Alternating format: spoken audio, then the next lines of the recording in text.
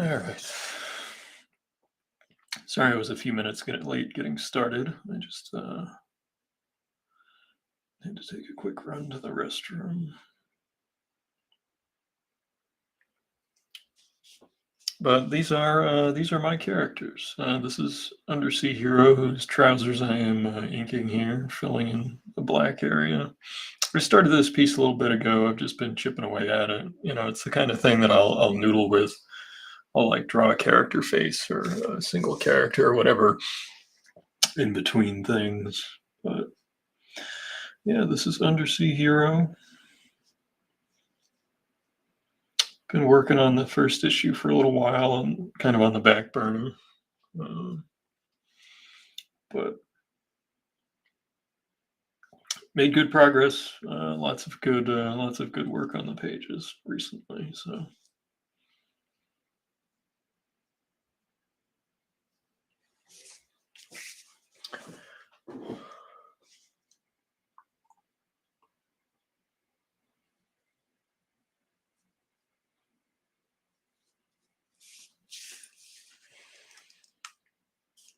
but yeah, it's a really fun character to write. One thing a lot of people don't know about me is that I was heading on the path for marine biology studies. Actually, I worked for Mariah Mitchell on Nantucket, the Mariah Mitchell Association.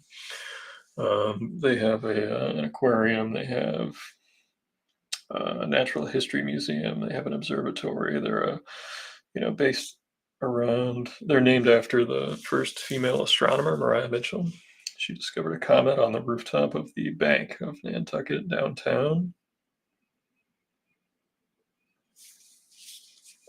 And yeah, I worked at that aquarium for a number of years. Worked with a lot of people who went on to work in marine biology on research vessels. Right, they became published published authors.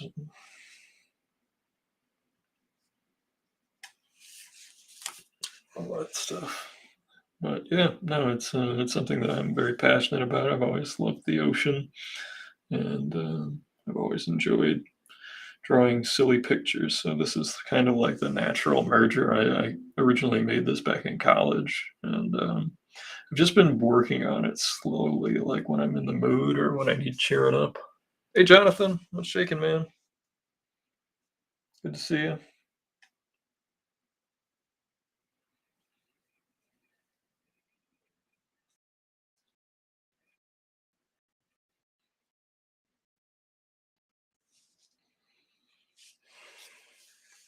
I do think I am going to make a run to that show on Saturday or Sunday if you're interested in going.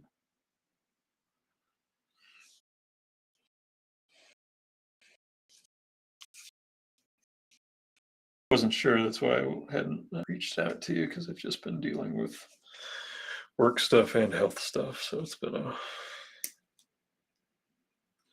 double whammy kind of week.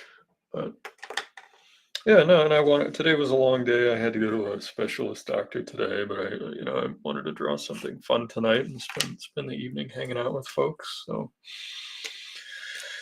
I figured drawing some of my characters would be a little more relaxing. I do still get kind of nervous drawing other people's characters and things, but this is Undersea Hero. This is the Correlator, spelled Coral. These are the Spongemen. Colonel Feathers, Jana War, Liquid Lad, Lord Crackus, Professor Prawn, the Spectacular Spider Crab. Yeah, and the reason these two are together here is because their team up is essential to the story that unfolds in the first issue. Oh man, sorry to hear it. I hope you're feeling a lot better. Um,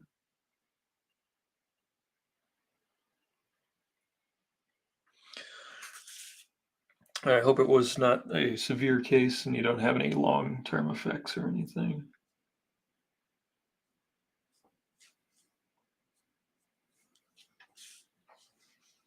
Okay, good, good. That's good to hear.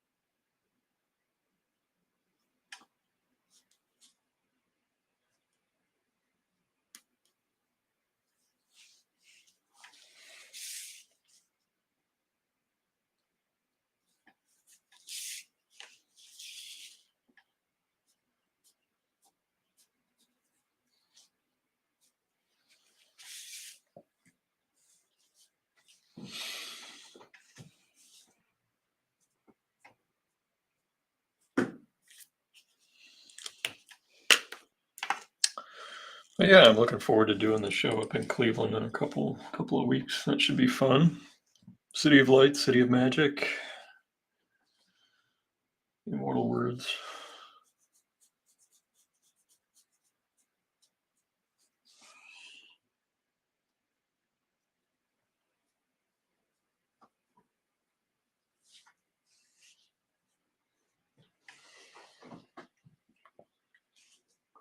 They're just fun characters to draw. I know that nobody other than me knows who they are right now, but they've always cheered me up. They make me laugh, and it's a silly world that they live in. Silly undersea world, and I kind of have this combination of people dressed in thematically like sea creatures and just sea creatures that act like themselves, and then you have some that exist in like some balance between the two. It's something on the funnier side, and I drew the Tick for so long that people have seen me flex those muscles a little bit, and this is a little bit more. You'll be able to get more purely what my humor, my flavor of humor cartoons are.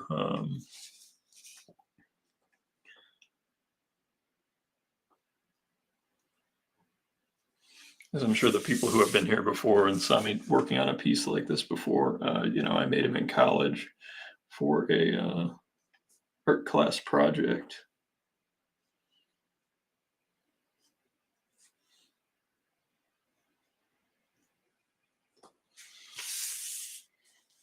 So, and I can show you one thing, like, when I'm working on character designs, like I rarely get it, like on the first try. These are thumbnails, and this is how I write. I actually do the layouts as I'm doing the designs, but like these are just headshots, and this is just working on the proportionality of the character. Like this, it's too big, the chin's too big, the head's too small. What I actually found is that instead of the bridge of the nose being the middle of the head, it's actually right underneath the nose. And I found that I like that proportion.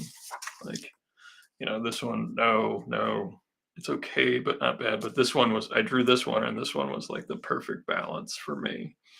I've exaggerated, yet still believable. And that's really what I was going for with the character. Like I wanted him to have that silly, overly exaggerated physique and stuff, but I also wanted him to be believable.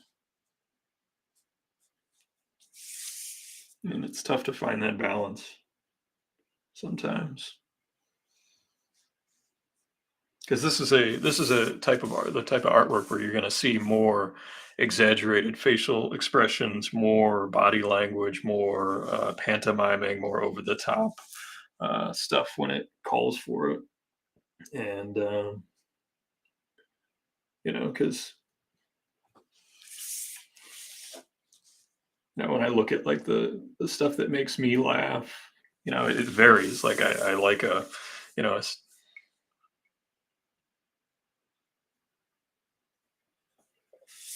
I have an idea. The best way I can describe it, Douglas, is that I have a feeling and a look that is approximately what I want, but it takes me a while to refine it.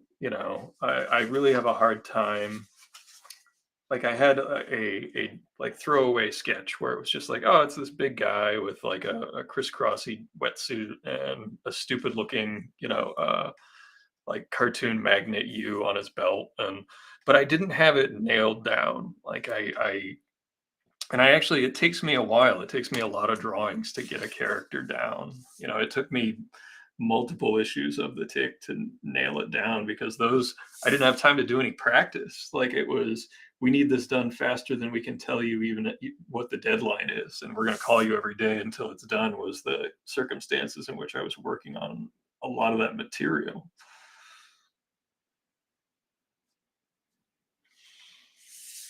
Like I have a feeling as to what I want, and then it takes me like molding clay. You know, I'll do 100 sketches of headshots or whatever, and then eventually I'll look at it critically and then pick out the things that I like, the proportionality or the that was really the thing I was struggling with most, the exaggeration of the chin, the angle of the jaw, like right here, this proportion right here, the distance from the bottom of the ear to the top of this bend, and then right here where it comes out and forward. Because like when I draw the tick, it's almost like a 90-degree angle, and I didn't want to do that. I wanted it to have a little bit more of a softer line there. And I do tons and tons of different, like, and one of the things with Undersea Hero, and I've been doing it for years, is that I will just come up with random characters, like, you know, Professor Prawn, this little angry shrimp guy. I came up with him just on a notepad on one day. He made me laugh, and it was just a silly little thing. And then eventually I folded it into the story. You know, obviously we're dealing with, you know, a narrative that is uh, coming out of superhero comics, and that's something that a lot of folks have tackled, but I wanted it to have, you know, my own flavor. Hey, it's Al Mega, the leader of the Comic Crusaders, and the all the associated undercover capes and podcasts. All around nice fellow who's always supported my work. Don't worry, I'll send you the before the book comes out. I'll send you the preview pages and such. If you want to check it out for a review, hopefully it'll make you laugh. That's the goal.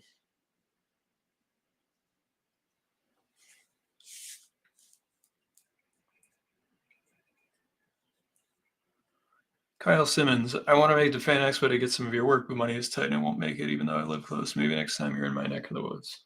Hey, Kyle. Yeah, I mean, I try to do because I have family in Ohio. I try to do one show out there a year, um, so I can visit family and, you know, do a show, and helps me pay for my airfare out there.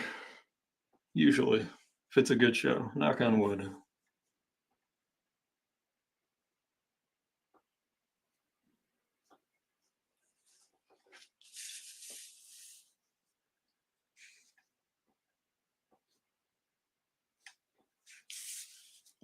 Everything good on your end, Al?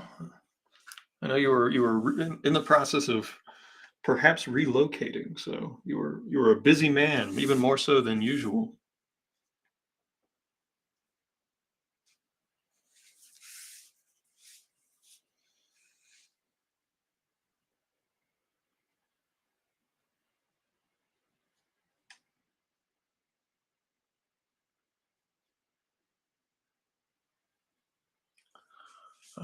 Is the book coming out through a publisher? No, I'm going to be putting it out myself. You know, I'll use the Fat Cat Funnies brand, and I want to finish the book, and then I will have a exclusive bit for Comic Con, hopefully at San Diego. But we'll see if that works out. Working with some pals of mine to hopefully get a space there.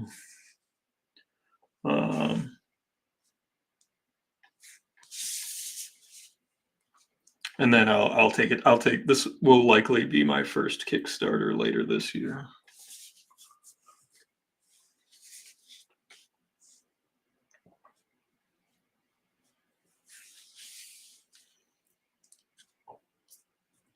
And I don't know, like I'm not going to go too crazy with the rewards because I've never had to do the fulfillment for a Kickstarter myself. So I'm also looking at a couple of places that do the fulfillment, so that all I have to do is like send a file. That would be ideal for me. I mean, and then they handle all the shipping and packing and books and everything. That would be ideal because like I'm terrible at getting stuff in the.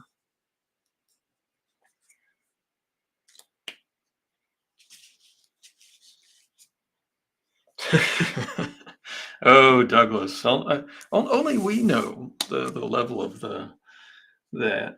And it was funny. I remember telling NEC that I was going to be doing this, and I was like, "Look, you know, I'd be willing to publish it with you if you wanted to, just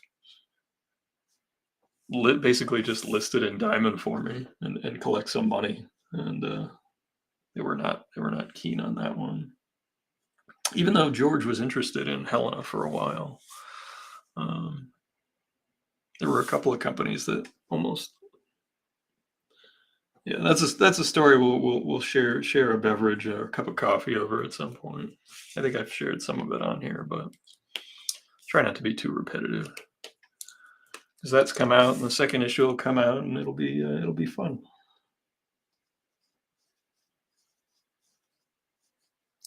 And it'll be hopefully exactly how I want it to be.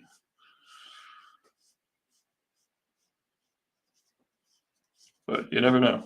Never know. There could be any number of things between now and then. But I actually did. I did talk to George about this ages ago, and long before it was in the form it is now. I had a different story in mind, but the one I wrote for this is much more refined. It's much better. I'm still tweaking the way I write is with the thumbnails, so like I'm still tweaking the story and the pacing and stuff. So I'll definitely uh, bother you with those pages. So when you see them, it'll be letter thumbnails, and you'll be able to just see it as these pages. Um,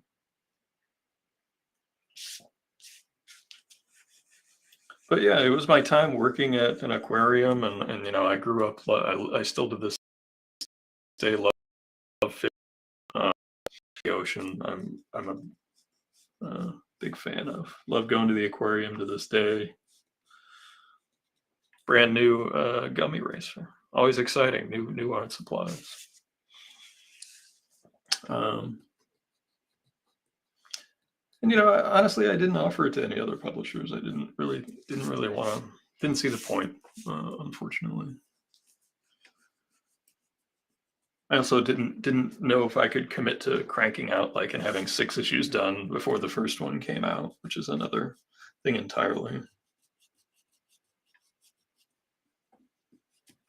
I just want to have fun with it. I've got 2 or 3 issues worth of story in my head already, and you know how it is as you're writing. You can absolutely run into other stories as you're developing and pushing characters forward and making creative decisions and all that stuff. Douglas, what are you working on tonight? You got something good on the board, or you just hanging out and listening to the spring training or something?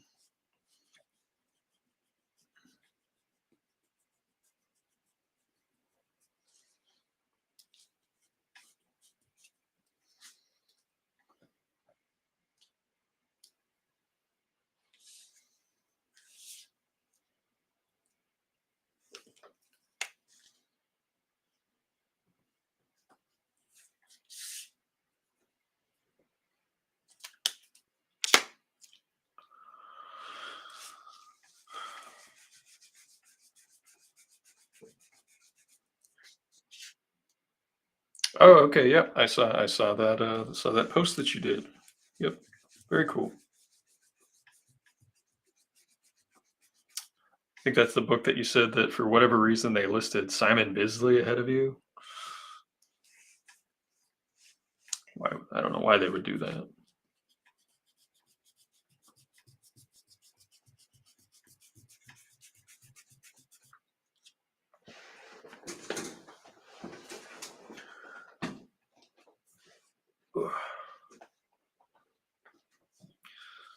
Who is that guy? What has he ever done?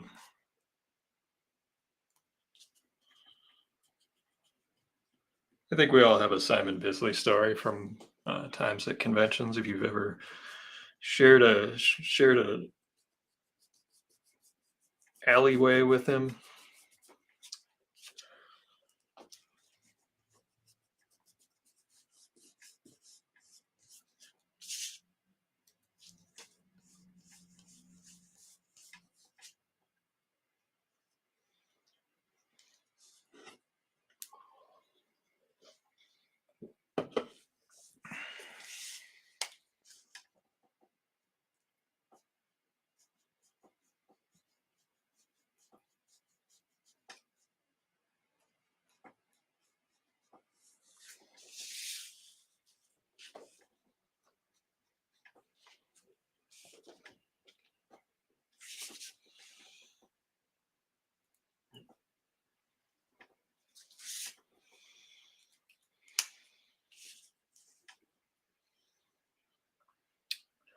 So I'm currently drawing a town of aliens and trying to pose right of an alien woman in a dress. I think that's the entire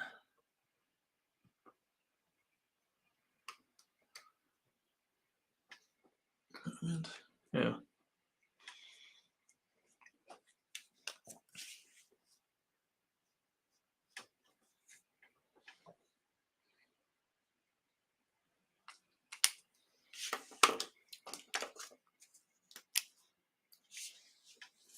One of the things I tend to give my characters is actual like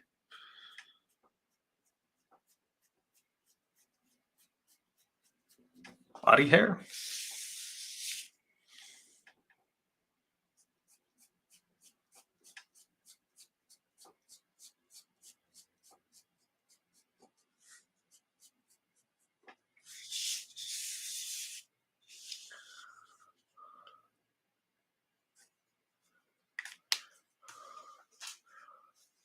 You ever see Bisley's work on the Super Nintendo video game from Namco called Weapons Lord? No, I haven't, Joe. I've seen a lot of good Bisley artwork. I mean, he's phenomenal.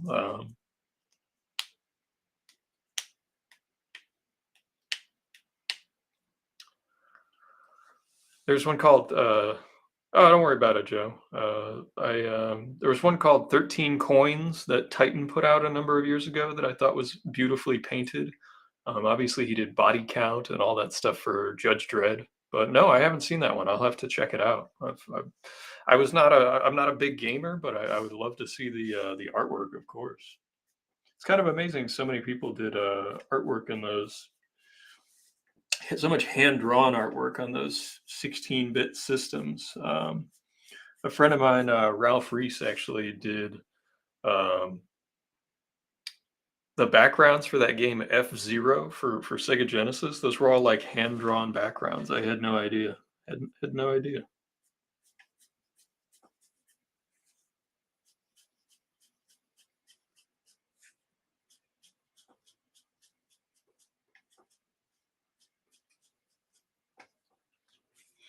Douglas, trying to get that look at my pretty dress type pose, where she holds the sides and swings it back and forth. Whoa, that's a tough one. Yeah, with the flowy cloth, trying to get the bottom of the dress to look like it hasn't changed length in the span of it swinging. That's a tough one.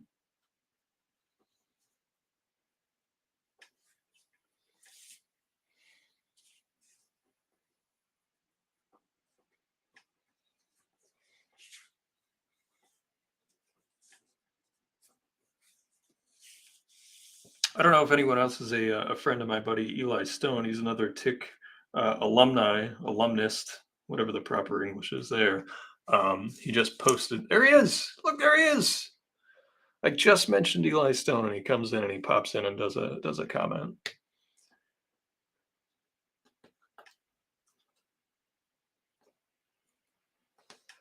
Um, but yeah, if people haven't seen, Eli posted a new tick cover commission that he just did, and it's beautiful. Just showing us how it's done, all the great lettering and character work on it. But yeah, Eli, Undersea Hero is my superhero of the seven seas that is a silly guy. Long before I ever worked on the Tick, I love the Tick and I love the superhero uh, commentary, on the genre that the Tick has the ability to do. And it's one of the things that I feel like it has fallen short on being an independent comic. Is that it doesn't have to hold back. Like it can be very honest about like the absolute absurdity and silliness of the genre, without having to worry about offending a parent company or anything like that. And I think that um, Undersea Hero has all like the silly jokes that I have from my time at working in an aquarium for a number of years. I was originally going down the path of being a marine biologist who just happened to draw pictures. In fact, the last time I was at Mariah Mitchell Aquarium, they still had some of my drawings in use, um, on some of the identification boards for people to read, what fish were in which tanks and things like that. And, it was originally a class project that I formalized like these stupid ideas and sketches into a thing. And this was around 2004, 2005. And, I just wanted to, this character has been kind of like my own personal little day maker, better, cheer upper type thing. And it's made me laugh for many years. And I've just finally sat down and actually done the work. I was showing this before, just like trying to get proportionality correct on like a headshot, like what figuring out the exaggeration levels, like how far to push it, when to pull it back. And, most of the time when you're drawing a human face, um, the middle of the face is the bridge of the nose. But for Undersea Hero, I found that what I liked was using the bottom of the nose. So it's an exaggeration, but it's only that much. Like if you were to pull this chin up and then shave a little bit off the forefront, it would look a lot like a modern day superhero. Eli Stone, I had no idea you worked in an aquarium. 2 years ago for my birthday, all I asked of my stepchildren was that they endure a trip to the aquarium with me. I did, yeah. The Mariah Mitchell Aquarium on Nantucket. I worked there under several administrations when I was a teenager. Um, I worked hand in hand with them, and we did stuff with the Marine Mammals Rescue Team. We did stuff with the Woods Hole Oceanographic Institute. Um, it was a great summer place to work in the summer and volunteer. Before I was old enough to work, I volunteered there. I would just show up and help, and they would do marine ecology field trips where they would take people out to different locations around the island, and we would use a seine net and collect specimens and educate people and get hands-on education. And we would bring species back to the aquarium, and that's how kind of just how I got interested really in the hands-on aspect of environmental studies. And um, and it's cool is like if in the summertime, in the springtime, I actually continue to do that. I set up a saltwater fish tank, and I will go and collect specimens at the local beach and keep them for the summer. And then at the end of the summer, I'll release them back into the wild. We'll have different minnows. We'll hopefully catch up pufferfish and some flounder, maybe some stickleback and shrimp. And we feed them and take care of them and enjoy them and take care of them for the summer and just let them go. And where we live in Massachusetts, I won't go too far into stuff, but we actually do have some now year-round tropical fish that have come up in the Gulf Stream and established populations. And that was actually one of the things that we studied, whether it was butterfly fish or mangrove snappers or permit or whatever. I do that with the hobos. But yeah, it's a lot of fun. If you haven't been down to the one down in Connecticut, the aquarium down in Mystic, they actually have beluga whales. They have all kinds of stuff down there, and it's a wonderful place to visit. It's right off of the highway, so it's easy to get to.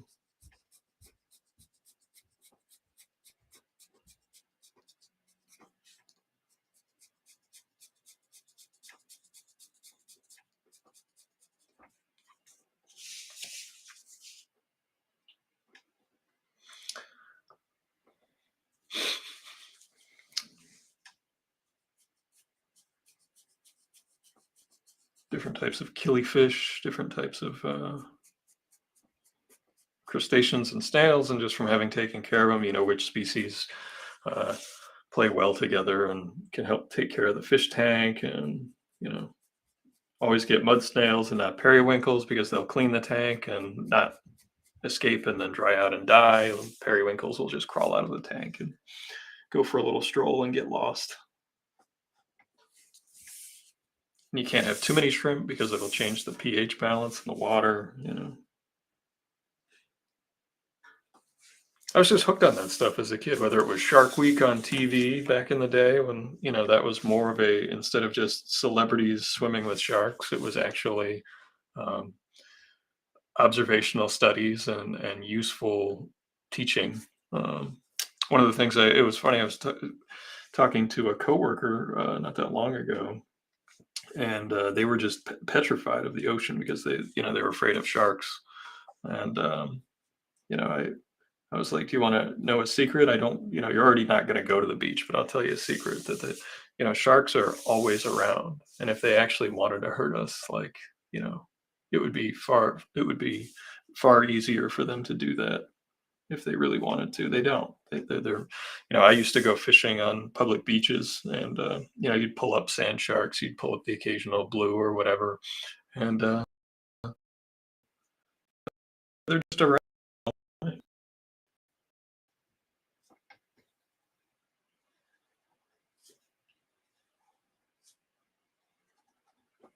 But yeah, this is my silly superhero story that I can use puns. I can miming and physical humor and all kinds of stuff that I don't get a lot of opportunities to do with all the serious stuff that's floating around and I keep getting asked to do. Preposterous. Superhero comics are silly.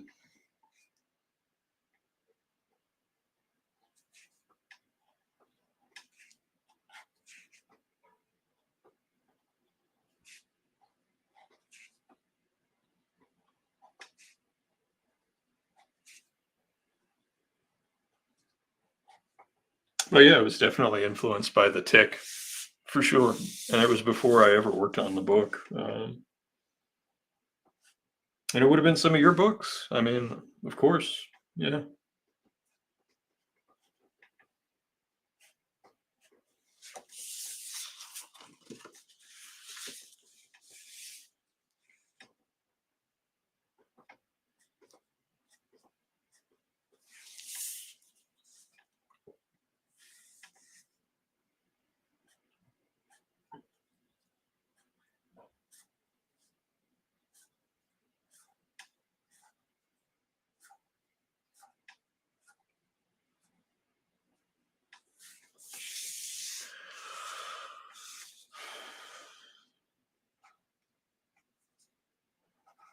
And I honestly have no idea how people are going to react to it, because like we've got, after I finish inking Undersea Hero, we're going to ink Lord Crackus here. And, it, this is a little preview of the first issue, this image. So you see him wearing this like big gold chain, drinking a martini. He's a cuttlefish. So I don't know how people will react to a cuttlefish that enjoys martinis and gambling and vice as much as he does.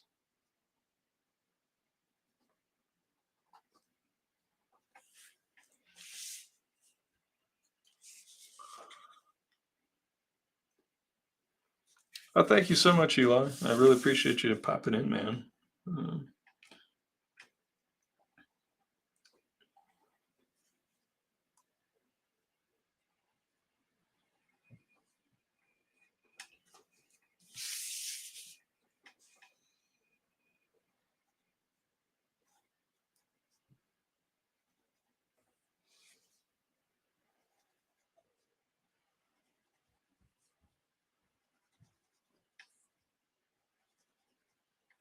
and the things that I can get away with on a do people here know what a good coloring artist you are? Probably, yeah, because we got a lot of my pals here that have seen my work, so I hope they've seen it, and it's nice of you to say that you like it. So, um, one of the things I love about drawing this stuff is that I can get away with stupid visual gags and like using cartoon language to its nth degree. Like if I don't want to draw a rock background of like tons and tons of rocks, I can draw a couple rocks and just put a few dots on it for the texture and move on. Um, One of the silly jokes that you'll see, Jonathan says, Lord Kraken sounds like my kind of cuttlefish. Well, we'll give Jonathan the spotlight comment there.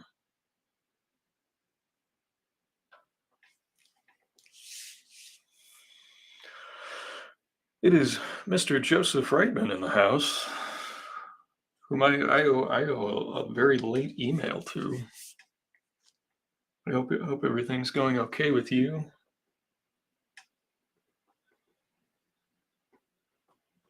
I know. I owe you a sketch of that battling a certain arachnid that we know.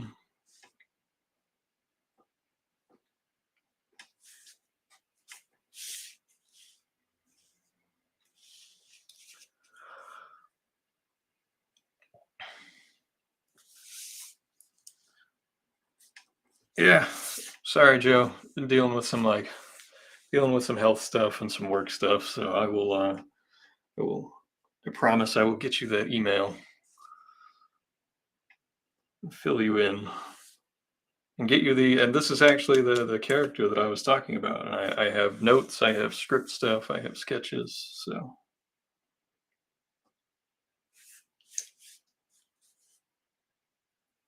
oh, that's very nice of you, Eli. Thank you for saying that you like my coloring and you think I do some of the best around. I gotta be honest, that's been a definite struggle for me.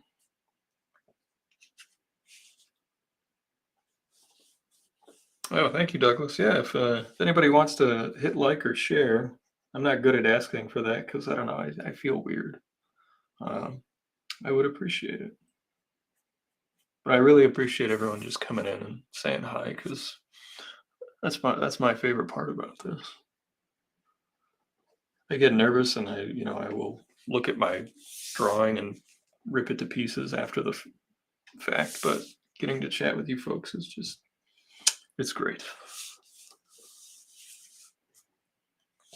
Um, Thank you so much. Oh, yeah, get the smiley face and everything else. Thanks, Joe.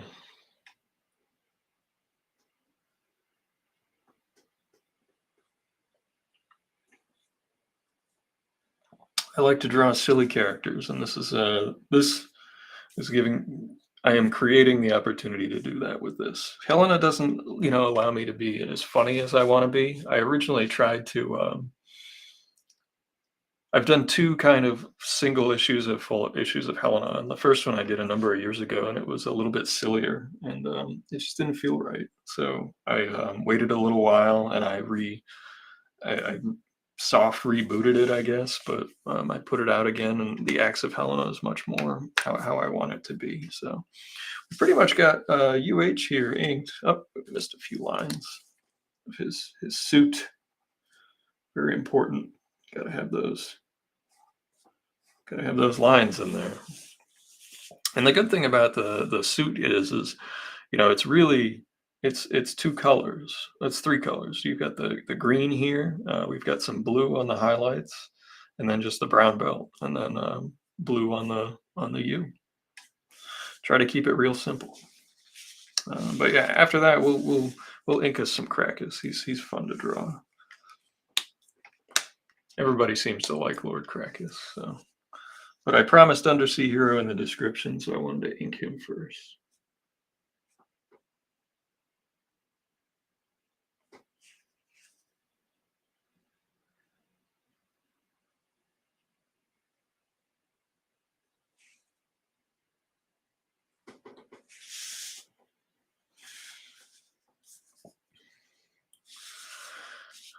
Yeah, Jessica, Colonel Feathers, yes.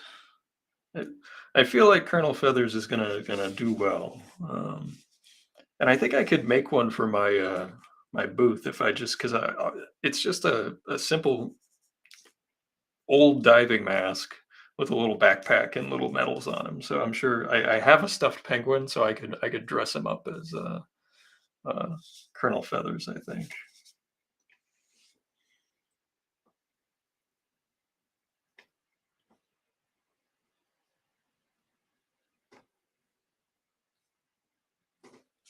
I got to be honest. One of the things I might come as a surprise is I've never caught a cuttlefish, but I've caught plenty of squid in my life. And at one time, I was bitten by one, um, and it was only I would say about this big. It was this is a pen. He was probably about that big, and it felt when he bit me with his little beak like an electric shock that went through my entire body. If that doesn't make 20,000 Leagues Under the Sea like 10 times scarier, I don't know what will. And that, one of my favorite books as a kid. 20,000 Leagues was the book, the movie, the comic book that Gary Gianni did the artwork for Dark Horse. My buddy Jay actually bought me the original first printing of the Classics Illustrated for my birthday one year. It was very nice of him.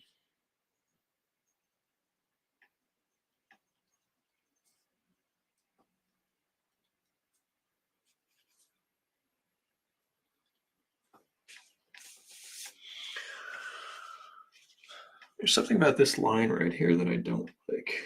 I think I'm going to have to darken it a little bit. These are those Kuretake pocket pens that I have basically been replacing my Faber-Castells with.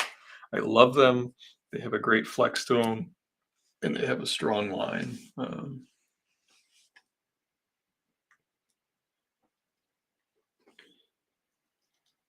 I will say, in coordinating Lord Crackus's scenes, and Douglas, this is something that you'll probably look at when you see those thumbnails and just roll your eyes, is that how hard it is to coordinate and choreograph his scenes just because he's got the 8 arms.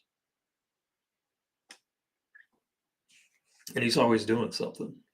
Multiple things. He is always doing multiple things at the same time. So like there's all kinds of when you read the book, you're going to see the main action of what Lord Crackus is doing, but then, maybe you're not going to see like the two other things he's doing with his arms or whatever.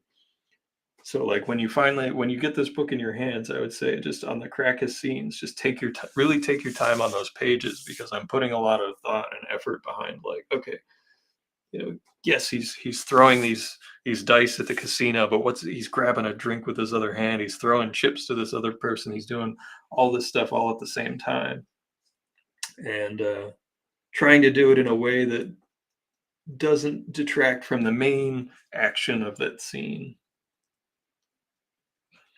I was talking about it briefly on Twitter. Like, how do you make, and it's just because it's like absolutely absurd. It's like, how do you make a believable scene of Crackus throwing dice at a casino and make it look like he is fixing the game, uh, but not in a way that is obvious to like a camera spotter.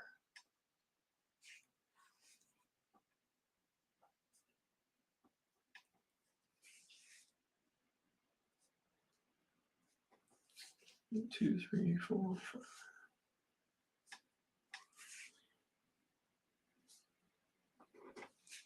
This has been a big night tonight. We've had authors from, we've had the writer of Spider-Man on, we've had the Mad Magazine contributor, Arsenic Lullaby, we've had, the Tick, we've had, heavy hitters in the house tonight, I gotta say. It's been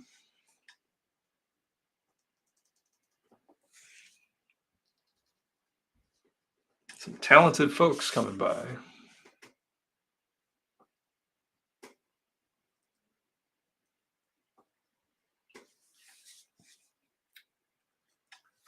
Oh, and Eli's got a new graphic novel thing, illustrated novel he's been working on, and that's it. He's putting out preview pages over on Instagram. I'm sure he's got a link on his Facebook page that people can hit.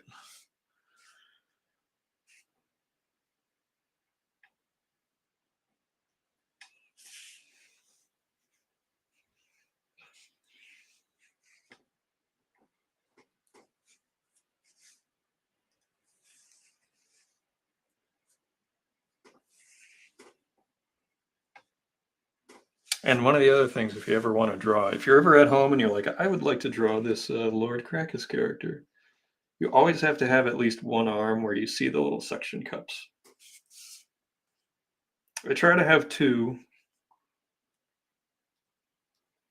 in every shot, but sometimes you can only get one. And the suction cups are real easy to draw because if you ever see a squid or an octopus, the suction cups are always moving. So they can be different little circular type shapes. They're mostly just these little circles with a little circle in the middle like that. But they don't have to be these perfect things. They can be these organic shapes and still function the way they're supposed to.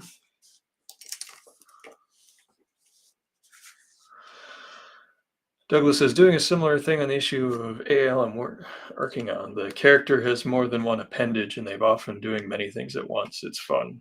Lots of Jack Cole techniques to use as far as that goes. Multiple things happening in one panel. Yeah, that's right. That's an excellent point. Jack Cole of what most people know him for is working on like Plastic Man. Before it was a DC comic.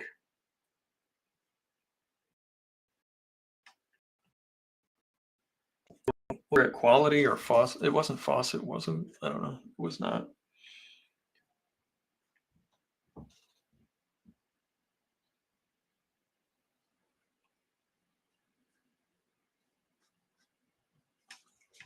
Plastic Man himself is trademarked, but I know that the character and those original books are public domain. But Jack Cole also did, a million other things, like most illustrators did back then.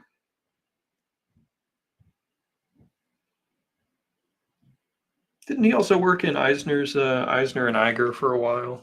Quality Comics. There you go. Thank you.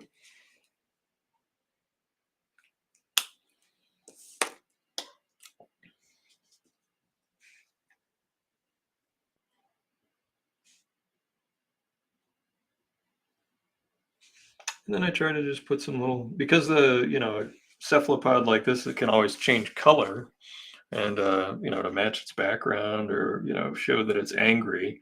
They're like mood animals. Like when they're mad, or threatened, they turn bright red. They're able to blend in when they want to. So there's like all kinds of room for jokes and stuff and comedy and like physical comedy with Crackus. He's going to be a fun character to write for. Um,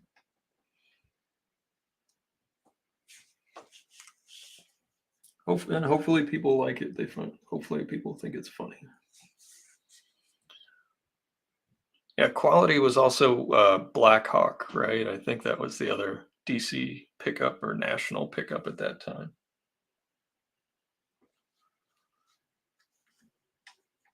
Yeah, he worked for Eisner like many legends that will learn from, wrote books with their techniques and gave them no credit.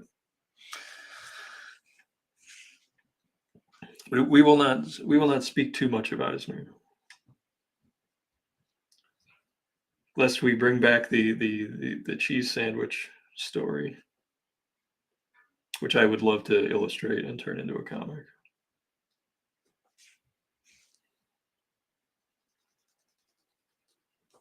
This is one of those little stylized simplifications that I just did. Um, a cuttlefish changes shape quite a bit, and I just kind of went with the classic torpedo, but I also gave him this little ribbony side fin instead of the big swoopy fin. They kind of have a big swoopy fin. Well, and sometimes in the story, animals are just animals. Like, so you'll see just a blue whale swimming by, or you'll see just crabs eating minnows on the ground, or you'll actually just see animals just being animals. So it's a there's plenty of room for deadpan there.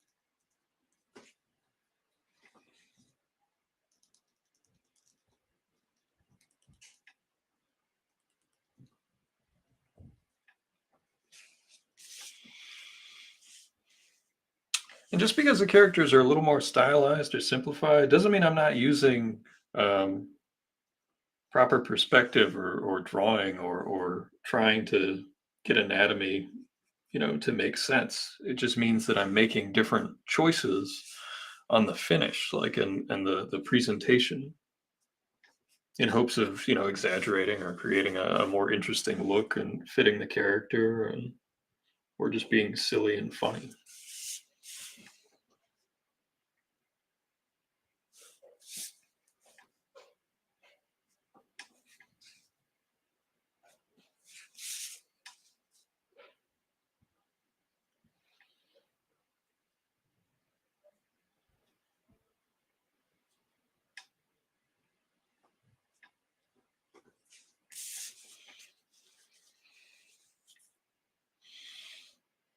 And the cool thing about um, Jan, in my opinion, is her hair. I don't know if you've seen the color piece I did, but it's two tone. So like she has this long hair. On the outside, it's purple, but on the inside, it's orange. That bright orange, kind of like just like a jellyfish. A couple of close-ups. Yeah, you can see the. We've got his constantly in motion hair. His hair will never be steady. Um, I I kind of fudged a little bit on the muscle between the bicep and the tricep, and trying to not have it be too veiny or whatever. So I simplified it. I just made it more tubular. Um, on the gloves, I tried to do just some spot blacks to have some dimensionality. Same thing on the shorts, and the boots. Um, on the boots, I used a little bit of brush just for the and the these bits. Those are brush strokes for the feather bit. Um, there's Krakus with his martini. I've got to work on some of the line thickness there. There's the correlator with his ponytail and his pointy ears.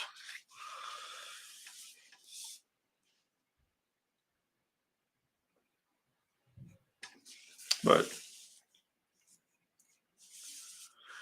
you don't see any kind of undersea band. Well, I mean, I promise you there is an undersea musical element in issue one. Um, but those two characters that scene is around. I couldn't fit on this with the main characters, but I promise you, Shane, I promise I will not let you down. There will be undersea music at the undersea casino. I've said enough. I've said enough. The undersea casino is. I think I worked on a page um, of the scene just before that on the stream at one point. I do believe you've seen the scene where Lord Crackus steals Undersea Hero's wallet, and that's the impetus for him to take it to the casino and indulge in his love of vice and gambling. And I will not let you down, Shane. I promise you. Will there be an undersea discotheque in the future? Perhaps, perhaps. We'll see where the story takes us.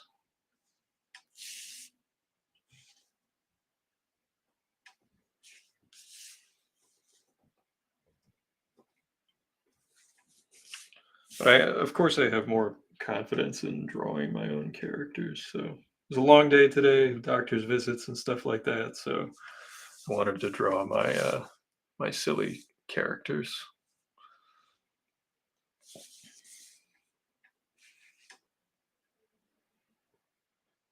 I'm excited that other people get to meet them because they have made some of my bad days much better, and if they can do that for other people, um, as Miyazaki has said, maybe I deserve to live.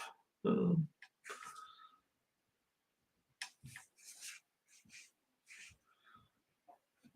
I've selfishly kept them I've kept them to myself for many years, and now people are going to get to meet them. Now I was bugging my friend Craig about maybe doing some artwork, and I'm going to bug my buddy Douglas here to see if he'd like to draw some silliness, but it all depends on everybody's schedules and stuff. It's the kind of thing where I'd like to have a cover, and if we're at a show together, we just have it at that show.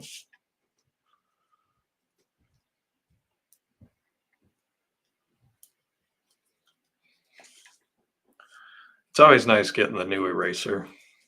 I got to throw out my old one, and this is just half of it. I got one of those giant ones. Gotta let that dry. Got a little smudge there. Yeah, let's just draw the spectacular spider crab. He's down here. He's a little fella, currently.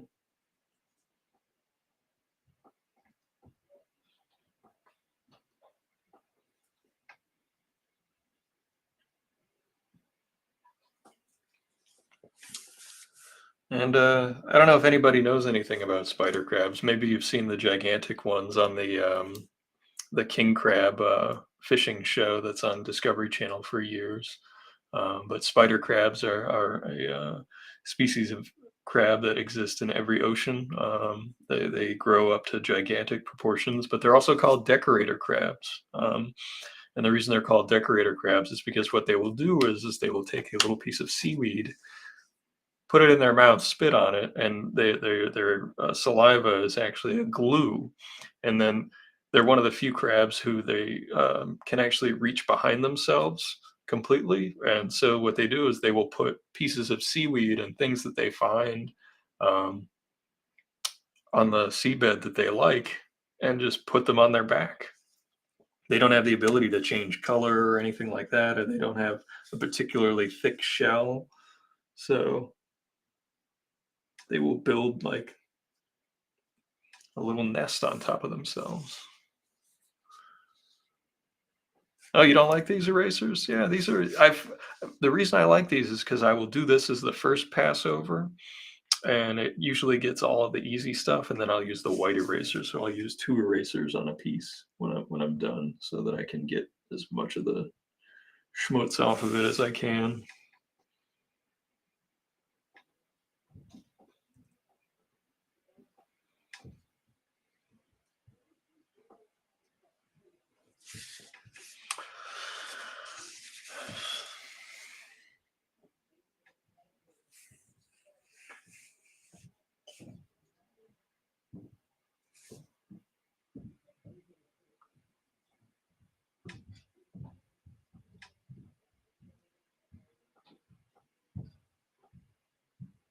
If anybody's ever seen the movie Predator, the mouths on them are actually based on crabs because they have a side. They have their mandibles go sideways. They go this way, when they chew on food, comes in sideways compared to ours. Have you heard of the Lusca, giant octopus in South Atlantic blue holes? I know about giant octopuses, but I don't know about that specific one. Do you follow any of the like undersea cameras, like the Umbari stuff? Oh, the cryptid. Oh, yes, I do know that one. Yep, gotcha.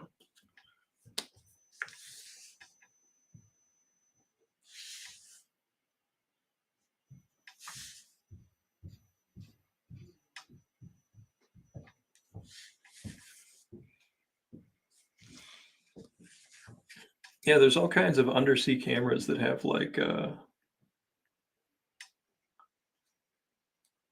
social media access, so you can actually just watch stuff swim by. It's pretty cool.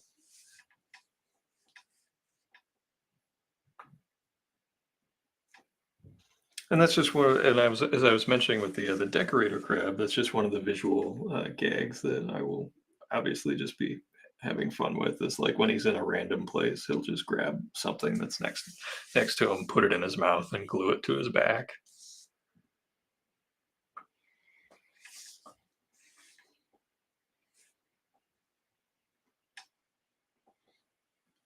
Yeah, there's all kinds of weird stuff down there. Six-gill sharks that seem to live forever. There's all kinds of animals that gulper eels. Have you ever seen one of those? The anglerfish is quite renowned for being silly looking.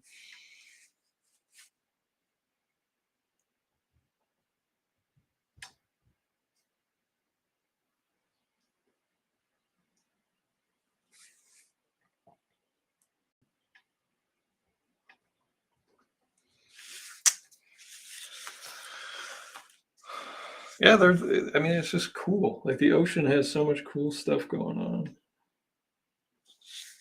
and I was just always just fascinated by it. I found it endlessly fascinating. I still do. I've actually read some of Arthur Clarke, who wrote 2001, also wrote a bunch of essays about the future of the oceans on this planet. And, it's interesting to see what he was writing back in the 60s, and 50s, and 70s about where he thought the ocean would be as it relates to human existence. And, some of it being he thought there would be more farming, out into the ocean. He thought there would be more. Uh, More usage just as humans out into the ocean, like basically treating whales like cattle and having a giant pen that they would be harvested from. Um,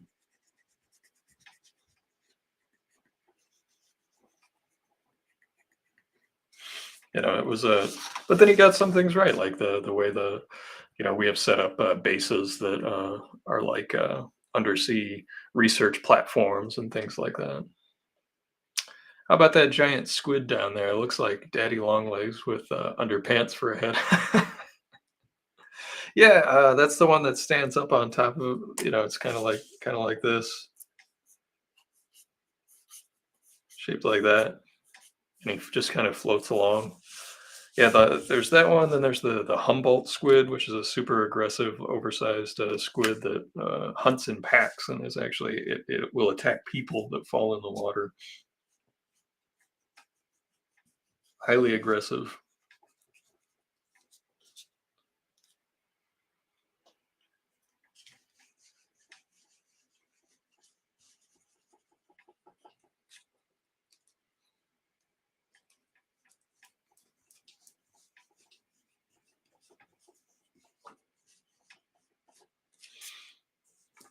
There we go.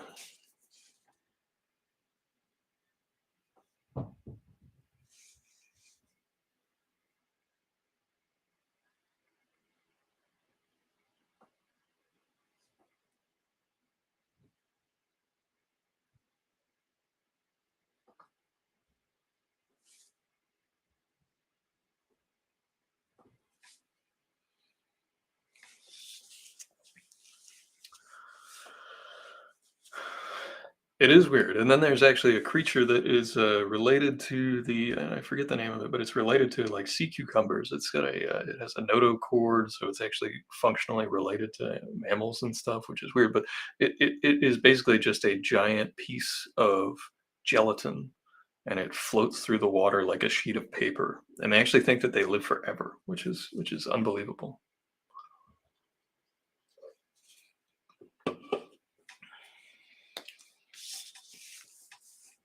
But yeah, we'll put one little piece of seaweed on his head, maybe two.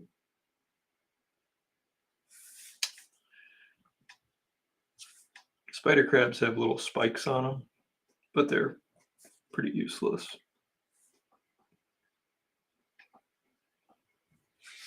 Oh yeah, there's a spectacular spider crab.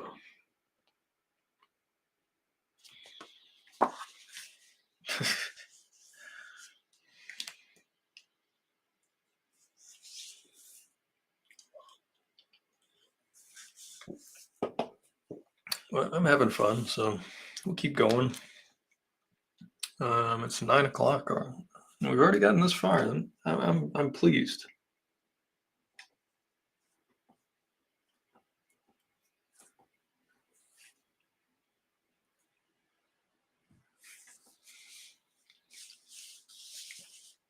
I guess we'll work on the these are the correlators lackeys. These are the spongemen, and they have a sponge creature on their head that wipes their minds clear. I know that's a dumb joke, but um,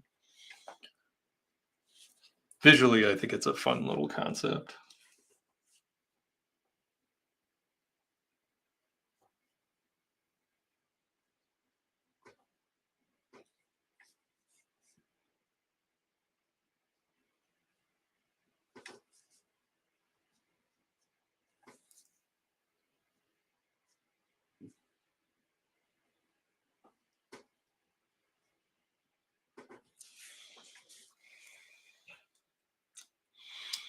There's our silly eyes.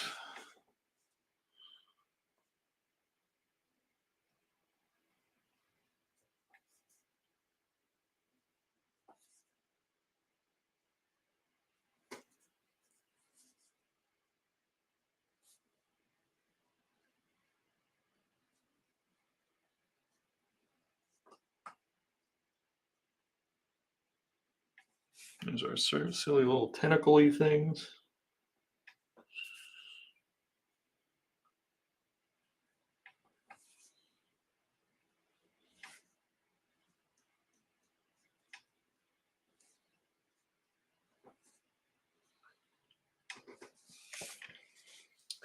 Another thing that I've actually added into the pages is instead of like notes to the editor referencing like other comics, I use that comics language and those beats to actually put in little fun facts about the ocean. Like when I make a joke about something or when I reference something that seems astronomically unbelievable about the ocean, I'll be like, no, really, this is a real thing.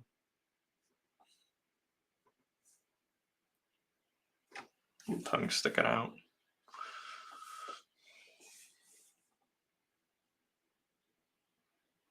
And I realize this is not anything like an actual sponge, but I just thought it was funny.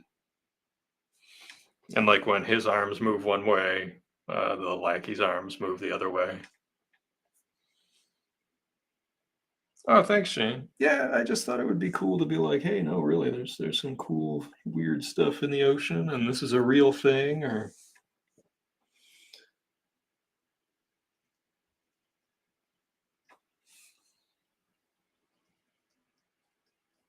and honestly, it's pretty all ages friendly. I mean, I don't think there's anything in it that a kid that's watched like Looney Tunes or whatever hasn't seen. As far as like level of content goes, like there will be some silly cartoon violence and some. I have yet to find a need to put profanity in it. That doesn't mean there won't ever be one, but I have seen no reason, for the jokes that I've written for that to be in there.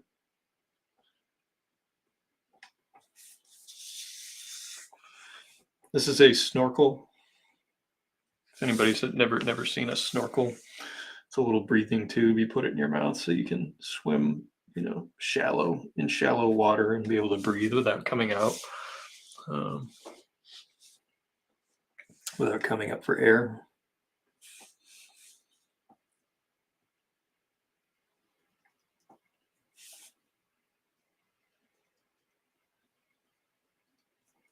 Done quite a bit of snorkeling in my day.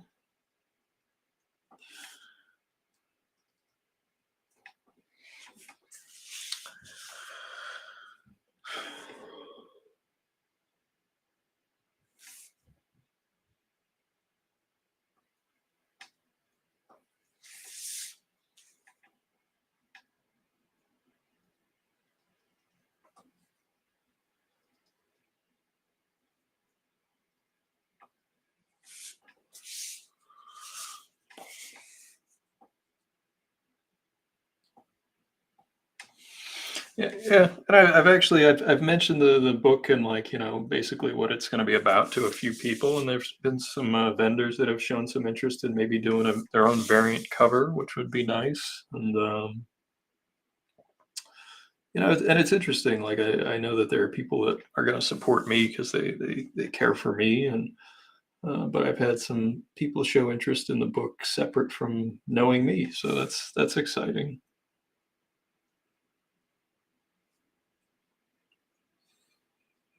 If an aquarium wanted to ever put Undersea Hero in their store, so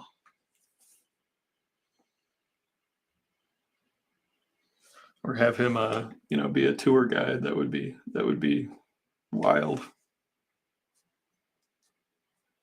Maybe I'll send a copy to the folks at Mariah Mitchell. Although all the people I worked for have now retired, I think Bill and Bob and Jen and everybody. Douglas says, I usually only have swearing, such as, and then it puts a bunch of symbols. But then the next story, some of the lines will need to actually be profanity. Yeah, I mean that's why I say, like, if a joke needs it or if something needs it, I just don't. None of what I've come up with needs it right now. And actually, that might be the route I go, is with the symbols and things like that.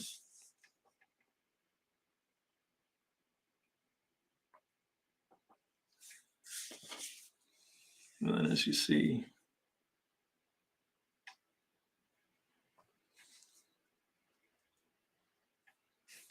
their facial expressions also mimic one another.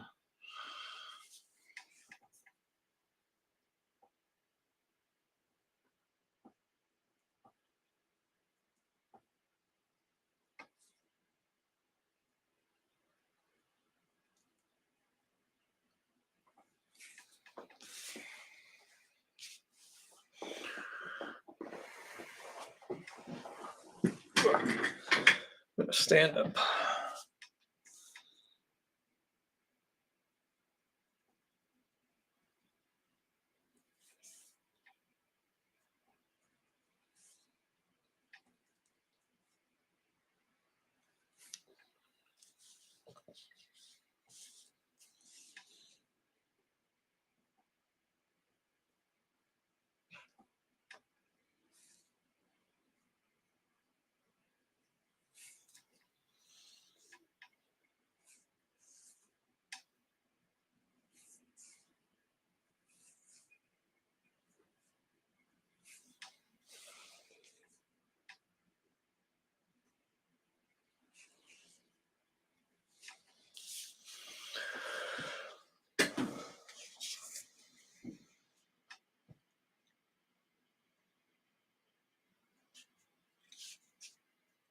The symbols sometimes have more impact, says Douglas.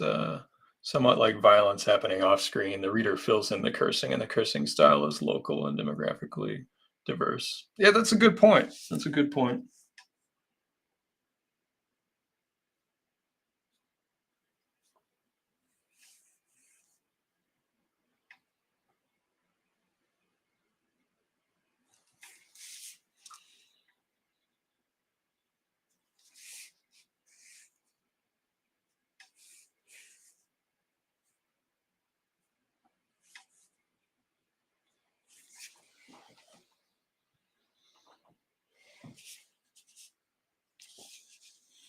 The Spongemen also have just these like pathetic tiny little knives. I don't know. I just thought that was a stupid joke.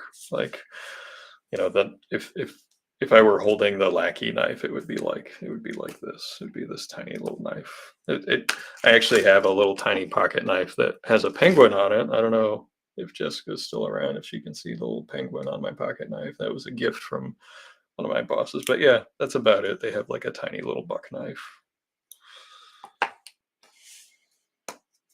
Except it's like the cartoon knife.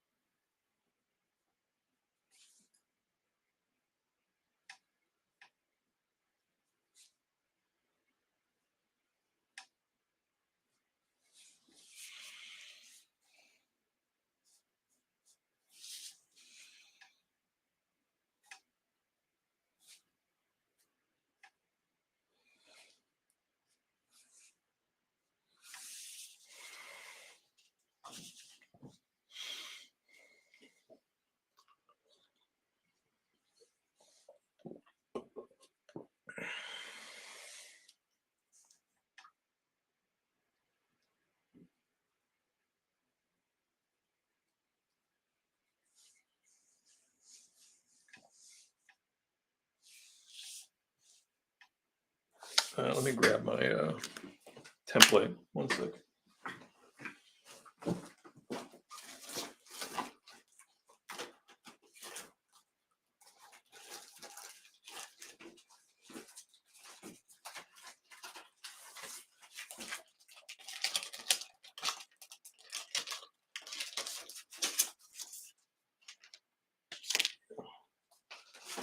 Let's see if there's one that fits this angle. Sometimes there is. Sometimes I just gotta kind of eyeball it.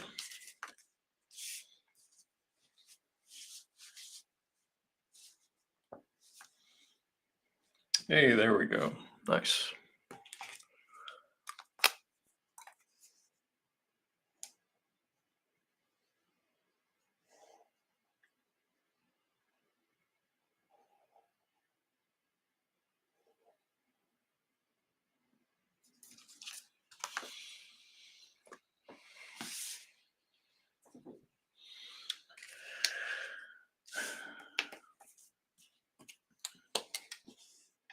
And I don't know if anybody's ever worn one of these old style masks. They are incredibly uncomfortable.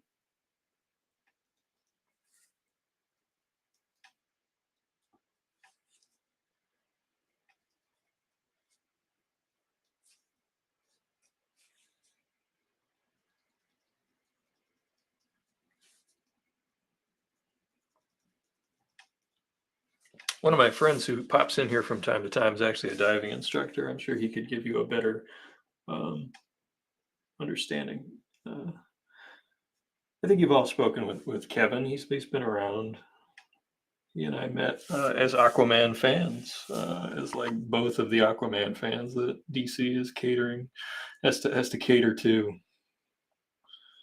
That still buy the book. Although I don't even think he has a book going on right now.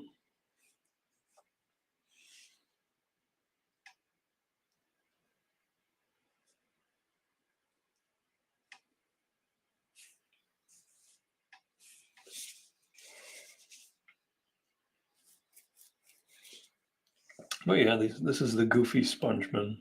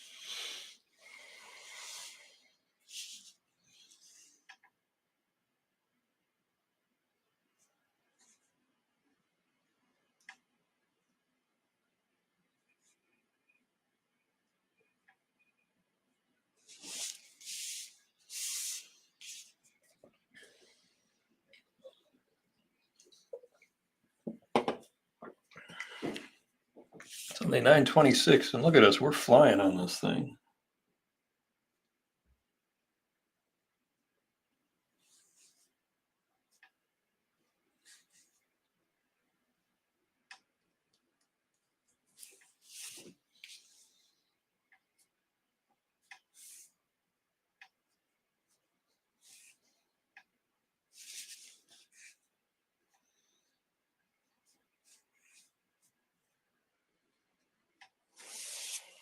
I don't know if that's a good or a bad thing, but it certainly is a thing.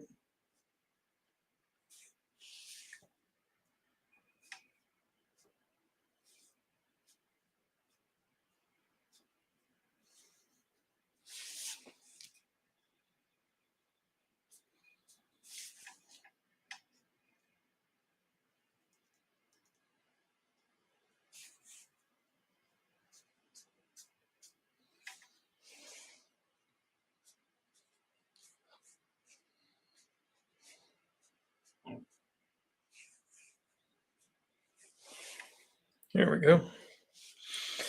Our first. Now I've only done like preliminary sketches of the Spongeman, so this is my first. Shane, I did. Yes, I'm sorry I didn't get back to you, but you are number one on the list. I will have it done before my feet leave the ground. I'm excited. It's a fun character. You guys, you guys pick the characters. It's a character that I've obviously never drawn before, so I've had to pull out some of my back issues from Captain America and reacquaint myself with D-Man.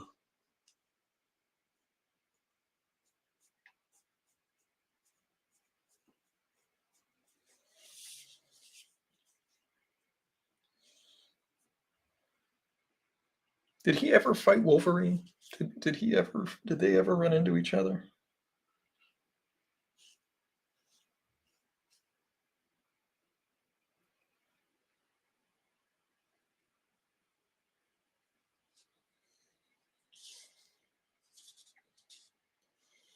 Yes, absolutely. It will be fun.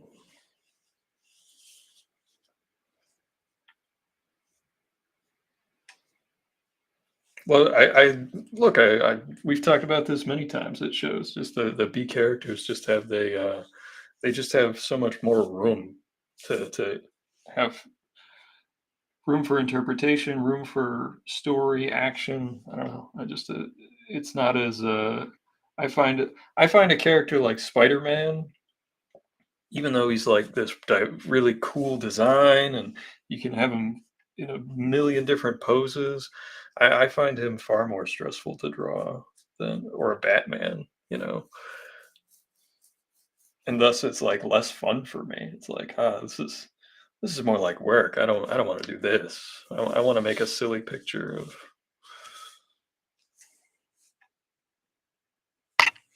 But yeah, I have those old issues of Cap, and that was fun stuff. Kieran Dwyer, I believe, was the artist. I don't know if I ever knew how to pronounce their name. I know Tom Morgan did some beautiful cover work. Um, if you dig old school Marvel, the sketches he's been doing lately over on his page, just like pure Bronze Age inspired Marvel artwork. If you're a fan of that stuff, I highly recommend just trotting over and checking out his page. I think he was one of the Ramita's Raiders, which were like this group of assistants that came up in Marvel as I don't believe they were interns. I think they were hires, like they were staff artists. But I think that I think he was one of them. I remember, I think that, what's his name? The gentleman, the anchor that I met. But anyway, I think there were a handful of them that all came in together all at the same time.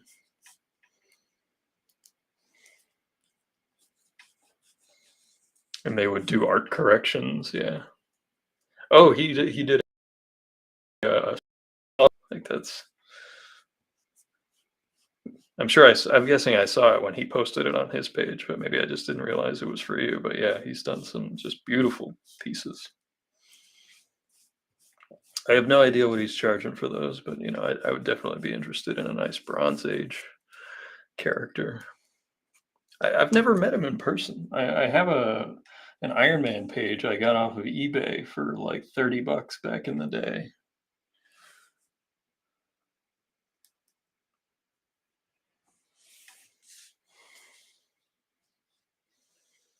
So, never met him. I've never seen him at a show.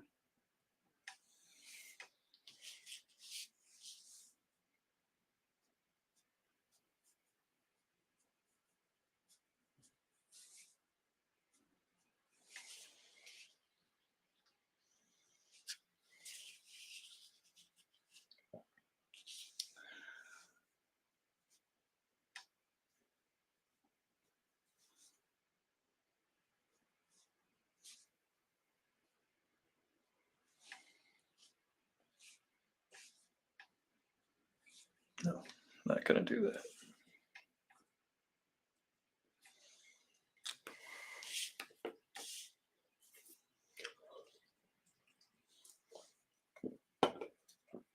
You met him in Chicago, years ago. Shane said he met Tom Morgan years ago in Chicago. That's very cool, extremely kind and friendly, even through email. Yeah, I'd love to meet him. He replied to a comment of mine very, very nicely. "Rodney, how's it going? I am drawing my character Undersea Hero, whose adventures I have known for a long time, and I've been working on the first comic book so that I can share these characters out there with the world. We've got my uh, Lord Crackus, who is a cuttlefish, who is a big fan of Vice, loves gambling and drinking, and definitely believes that cephalopods came to this planet on an asteroid years ago to rule. We've got Undersea Hero, the Correlator, of course, spelled Coralator. Many awful puns just like that peppered throughout. These are the Spongemen. They have a sponge creature on the top of their head that wipes their mind clean. Colonel Feathers is the penguin, uh, evil sidekick of Jana War. We've got Liquid Lad, who is Undersea Hero's sidekick. This is Professor Prawn. He's a mad scientist who's a shrimp. We've got a spider crab character, the spectacular spider crab. But yeah, this is a character, and most of the supporting cast I created either in college or between college and a few years ago. And I've always been doing sketches and coming up with ideas, but I've never put it in book form. And I've been working on it, and it is going to be out this year. So that's what I'm working on. And I decided to do this pinup. I couldn't really show the pages I'm working on because they'd be all spoilery, um, and I don't want to spoil the jokes. Like I want the jokes to be fresh when people read the book. Although the people that are going to help me edit it, of course, it gets spoiled for them. Oh, thank you, Rodney. I'm glad you dig them. Yeah, I'll have to try to rope you in to do a pinup or something for me. Um, If you have time, I know you've got 10 million books coming out this year. 10 million and two, 10 million and three, something like that. Um,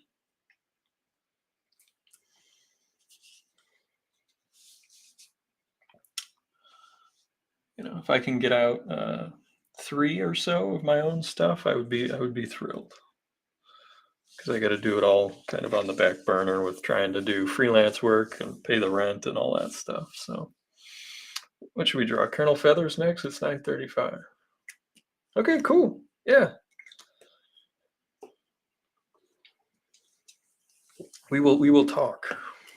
This is where I twist all my friends' arms to help me out. Um,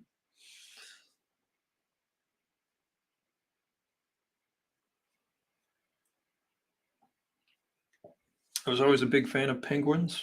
Um, had did not have a stuffed teddy bear or anything when I was a kid. I had a stuffed penguin that I got at the Mystic Aquarium, and then my parents knew that I liked it so much they would get shirts with penguins on them, or other stuffed animals when I was a kid at Christmas time or whatever. Oh, thank you, man. It's very kind of you.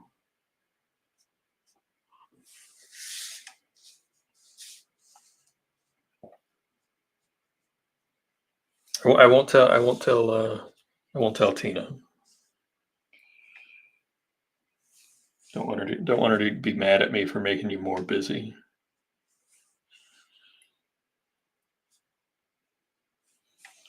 Now this is another one of those stupid visual problems that I had to solve. Like, I need kernel feathers to be able to stay underwater for a lot of my stories, and penguins are air-breathing birds. So how do you fit a scuba tank on a penguin? So what I did was is I looked at, because they were there's actually designs with these little backpacks. So I modeled it after the backpacks that they put on these penguins.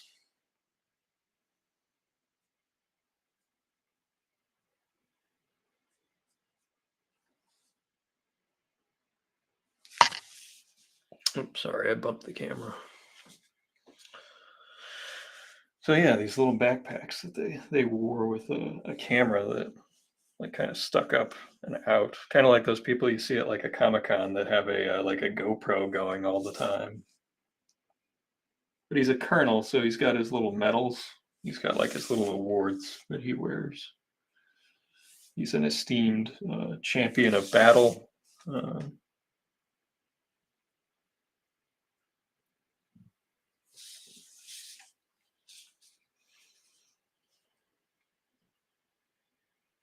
Uh, Opus, love Opus, Bloom County, wonderful stuff.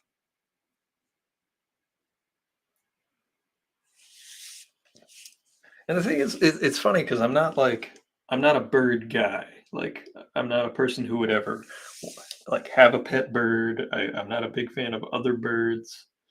I like eating many birds, chickens and turkeys and ducks and squab of the like, but you know,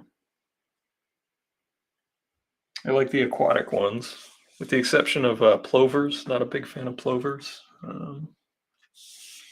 And seagulls. And there's actually a sad Fat Kid Ian story that involves a seagull back when I was a hefty young man.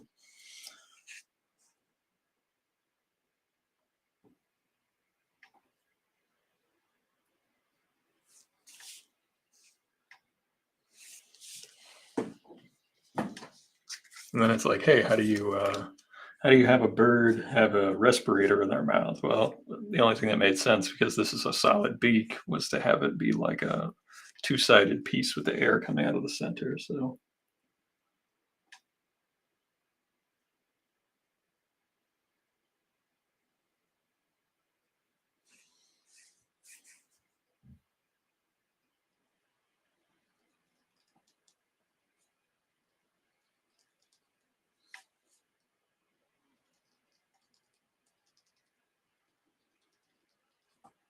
oh yeah, with this one, the chickens are in trouble. That's funny. I consume my weight in chicken on a weekly basis. Have you seen me?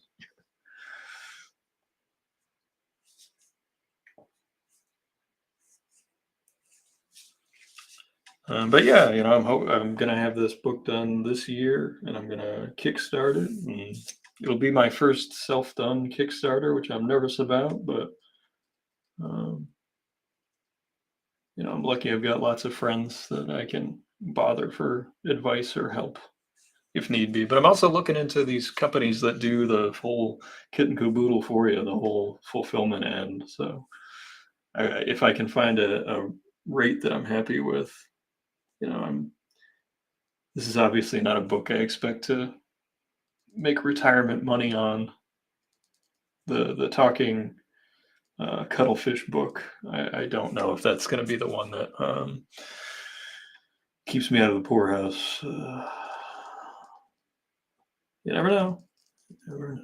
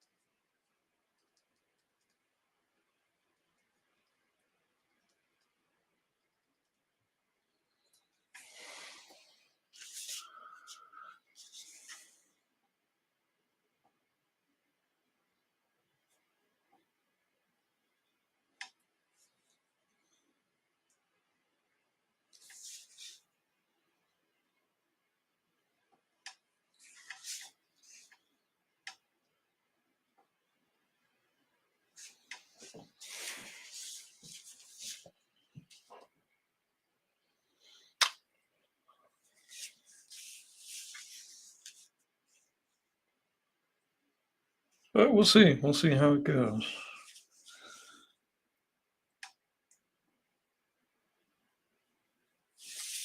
Now, a penguin doesn't need a scuba mask, obviously, but I just like the visual.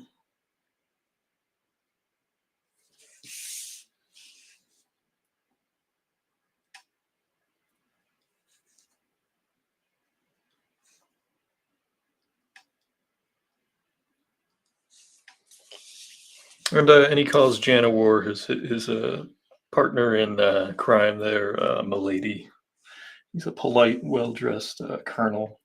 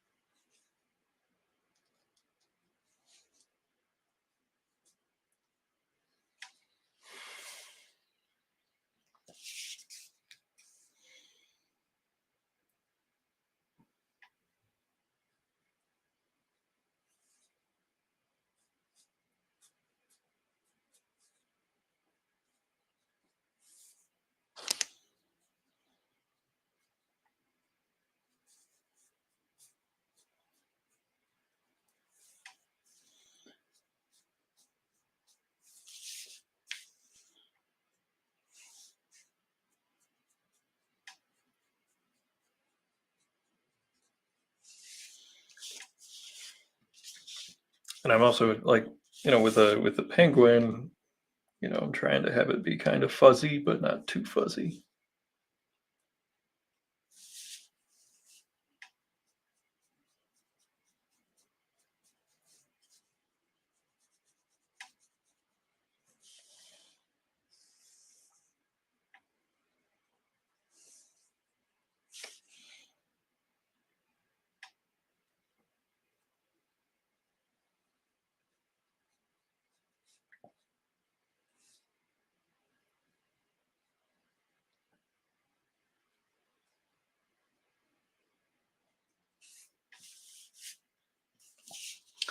Still got a few people in here. Thanks for hanging out. We're in the home stretch, last 15 minutes or so. Usually try to make it till 10 o'clock.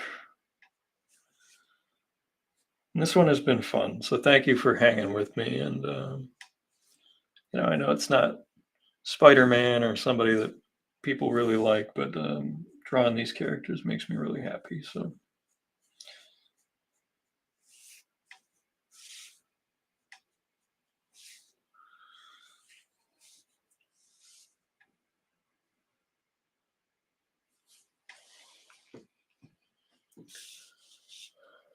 was my stuffed animal penguin also named Colonel Feathers? I wish he was, but no. Alas, no. I don't even think he had a name. Is that sad that my stuffed animal didn't have a name? I don't know. Hey.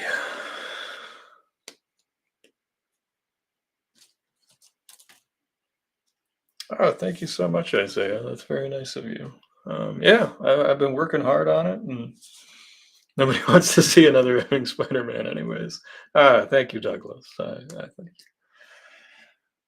I don't even think I draw a very good one, to be honest. I really, I mean, I draw them when people ask for them, or whatever. But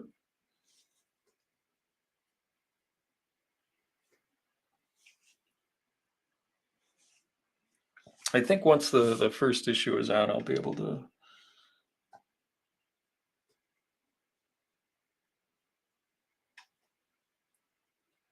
better understand what people are gonna, you know, how they're gonna think about this whole thing as a concept of silliness.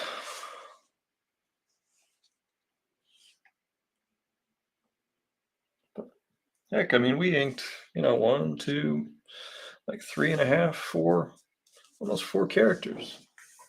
I look forward to reading Undersea Hero. Thank you, Shane. It's I'm hoping are there seahorses? Of course there are seahorses. Yes, sir. There are seahorses. There's seahorses, there's moray eels, there's all the cool critters I can think of. Um, you know, and I just have to find ways to fit them into the story or into background gags, and I just like getting them in there. And there's sea anemones, there's the invertebrates. We can't leave those out. A chiton, that's a chiton. They're a fascinating animal. They're much like a living trilobite almost. They haven't changed in millions of years. And they live in Massachusetts. They live all over the world. Sea slugs, snails, anything and everything is on the table. Here's our little friend here.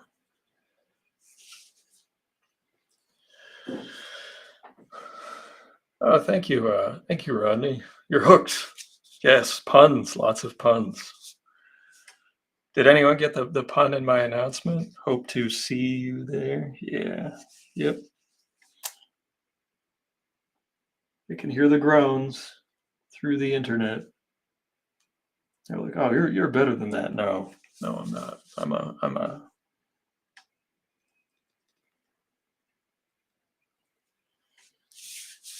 I'm a man who's read far too many issues of Angel and the Ape to be above silly puns. Yes, yes, Isaiah. Yes, yes, reeling them in.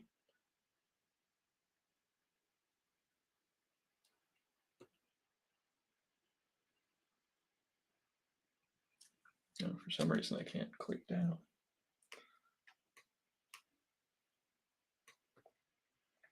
There we go.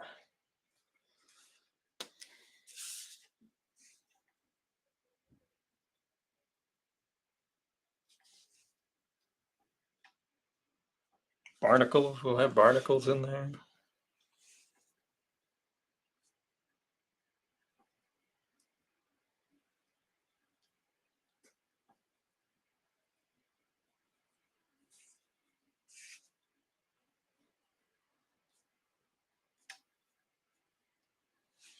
And there will be different ways that cool, interesting things about sea creatures that can be used in the plots, like, or in the stories. Like, um, I'm not going to give away stuff from the first issue, but like, even things that I studied it, like with the Woods Hole folk, like the way in which tropical fish come to northern cold waters is absolutely going to play into the story. Like, and that's something that I know a lot about. There's actually a news story right now. I saw it got suggested to me that was on CNN about a giant chunk of sargassum down in the southern Atlantic that they're having to deal with. It's from the Sargassum Sea, and it comes up in the Gulf Stream, and it's a giant piece of seaweed, basically the size of a state, um, that they're worried about interrupting tourism because you'll have giant piles of seaweed all over the beaches.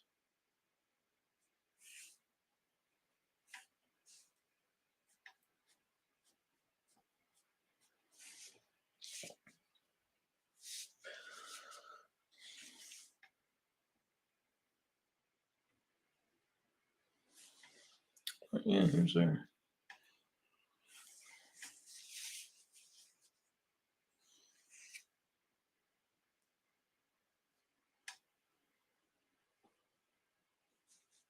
Look at his little medals, because he's a colonel. He's got little medals. There we go. And I got to tell you, when I started drawing stuff like this for like a college class, an art class, like they had no idea what to do with it. It was just so weird to them. And I had other stories that I had come up with that were just like too out there, um, for a fine arts class.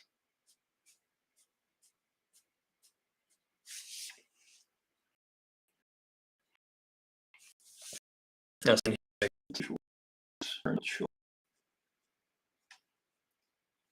I see. I went with like a solid black up to the right up to the skin for the underside of this mask, and I wanted to have more of a lip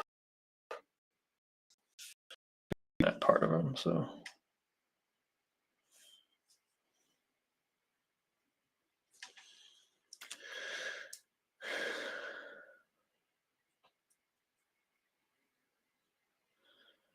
yeah, yeah, right, Rodney.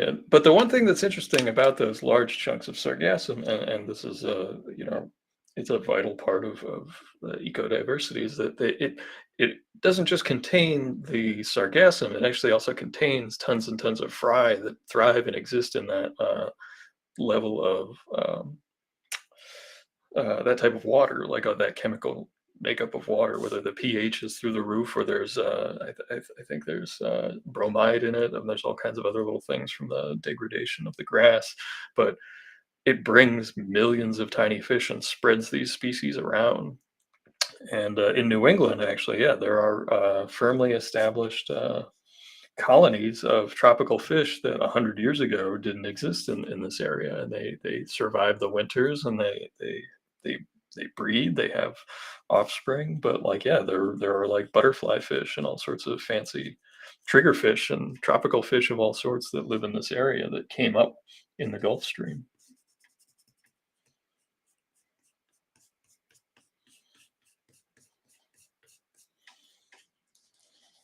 So that's a mechanism that, I'm going to use in the story, but like it's not giving anything away. That it's not in the first issue, so it's not giving anything away in the immediate. But the Gulf Stream carrying things around is a part of how the ocean, thrives and perpetuates itself. Oh yeah, there's Colonel Feathers. He's got his little medals. Oh, I forgot to put the little bars. He's got bars. Colonels. There we go.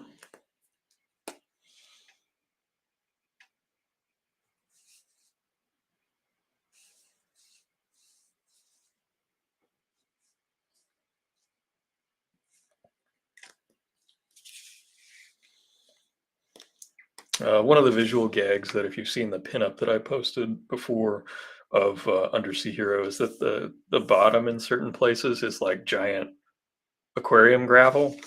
Um, yeah, like aquarium gravel is like these dyed and colored little rocks instead of, like beach sand. And I'll use both. Like there will be sand around, but in a lot of like the places where there, you wouldn't see. Um, that sort of thing. But I just think it's funny when you see aquarium gravel on the bottom of the ocean. It's just a stupid visual thing that I like.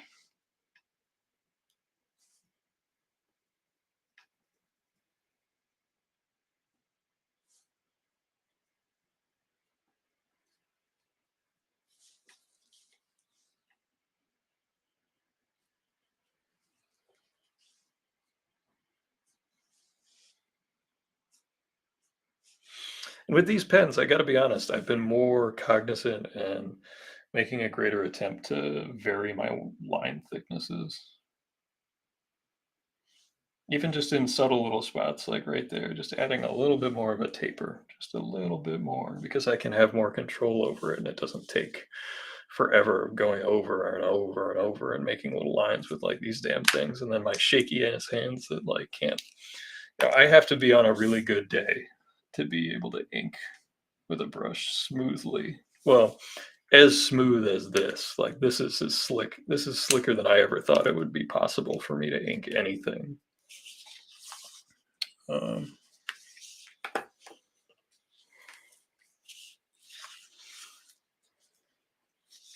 Life is wondrous in all its myriad forms, says Rodney. Yeah, it's just the ocean I find endlessly fascinating. And I'm far from, the first artist to fall in love with the infinite possibility. If you're looking for an ocean themed comedy, maybe for the evening after you tune out tonight, I like to. I know some people really dislike Wes Anderson flicks, but I love the Life Aquatic with Steve Zissou.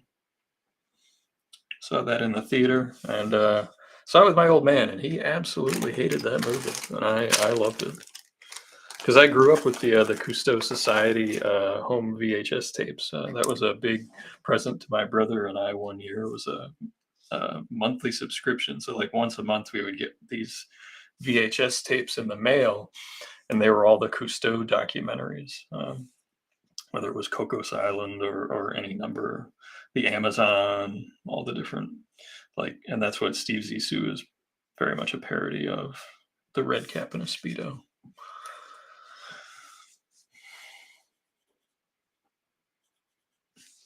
This is Liquid Lad, and unfortunately, not a lot of people like Liquid Lad.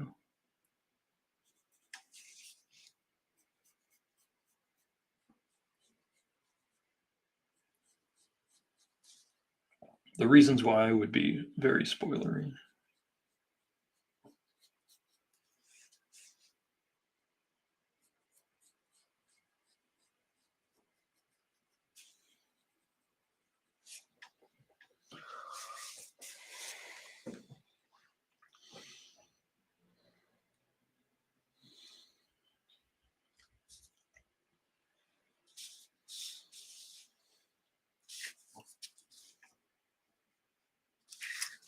I was actually playing around with my Premiere Pro video editing software, and I was actually able to animate some little things. So I might be able to come up with some cool stuff for whenever we get to doing the Kickstarter video. Just another thing on the list of things I have to do.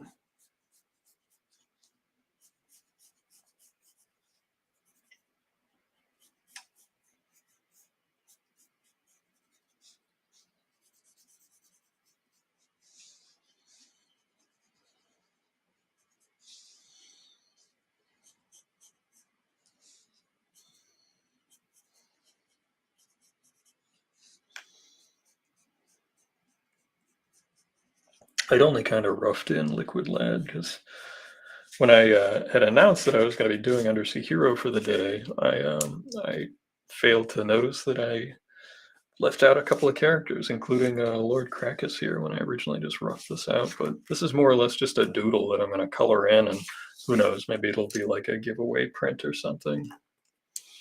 But we've reached 10 o'clock. We've reached the end of a very long day, and I want to thank all the people that stuck it out. I will. I'll share with you one other prelim that I worked on that I was pretty proud of.